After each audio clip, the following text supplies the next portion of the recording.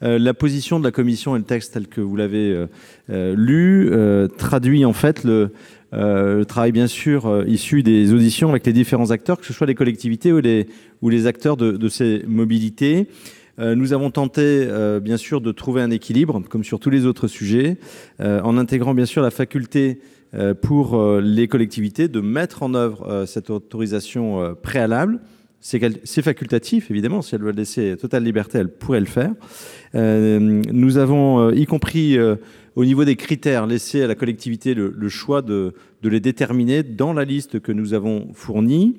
Et puis, on y voyait également un effet de simplification pour les acteurs des mobilités. On pourrait imaginer qu'à partir de territoires voisins, qu'un cahier des charges d'une collectivité soit complètement différent de la voisine, etc.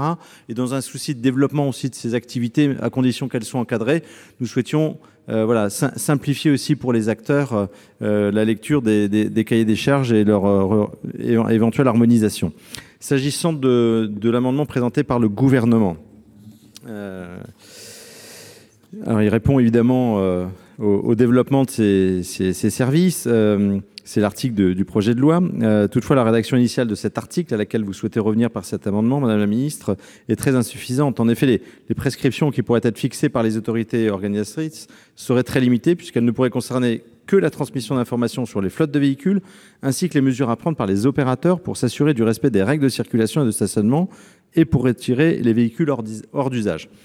Toutes les collectivités que j'ai pu rencontrer avec un certain nombre d'entre vous, membres de la commission, demandent des pouvoirs de régulation plus importants. Nous n'allons pas jusqu'à accéder à la totalité de leurs demandes, mais c'est pourquoi en commission nous avons sensiblement renforcé leurs compétences en leur permettant de soumettre les opérateurs à un régime d'autorisation préalable que j'évoquais et à des obligations portant, entre autres, en plus de ce que vous proposez, sur le nombre maximal d'engins pouvant être déployés et sur les caractéristiques de ces engins, ainsi que sur le paiement de redevances d'occupation du domaine public.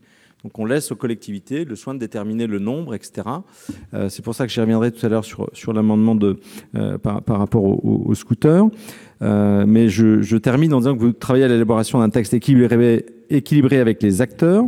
Nous aurions évidemment préféré que dès maintenant cet amendement traduise le résultat de ces discussions. En l'état, vous comprendrez que la commission n'a pu donner qu'un avis défavorable à cet amendement.